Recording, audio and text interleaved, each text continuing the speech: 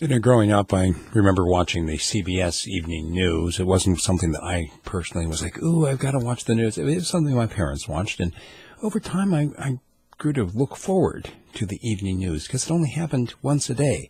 It was one of those things where you knew it was coming and you could plan your life on getting an update. You could sit down and hear the most important stories. And because it was such a short broadcast, we're talking about a half an hour, they had to weed out a lot of the unimportant fluff stories.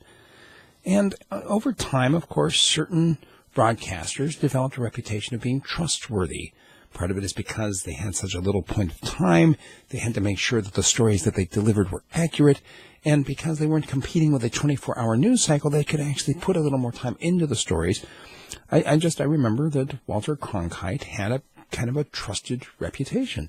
My dad didn't like him very much, and I think the part of the reason my dad didn't like him was because of stuff that happened back during the Kennedy era, in which Cronkite kind of let it slip that he supported Kennedy. Of course, anytime a newscaster aligns himself or herself with a particular politician, it's going to alienate people, and I understand that. And I guess this is part of the issue for me when I'm seeing, especially journalists now being drummed out of their line of work because of politicians who disagree with them. Now, you compare that with what's going on in North Korea and the Pink Lady.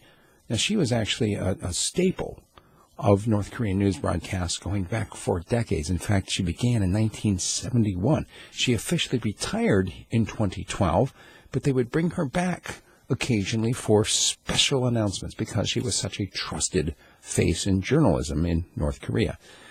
Now, it sounds funny, doesn't it, to talk about a trusted source of journalism in North Korea, because we associate the North Korean communist dictatorship strong hand policy with, well, anything that comes across as news is something going to be propaganda, right? Have you thought about what's happening to news in the United States? Even in the West in general. It is propaganda now, not necessarily for the politicians as much as it is for the businesses that are paying for the advertising. I mean, they discovered back in the 1980s that 24-hour news sells, especially if you can come up with something salacious that really grabs the headline, get people to get sucked into the story. Well, I hope I don't do that here, and I don't mean in the sense that I hope that I'm not successful financially. Obviously, I'd like to develop a bigger following than I have, but I hope that I don't come across as being salacious, that I don't try to grab you with some headline that is, well, just bloodthirsty.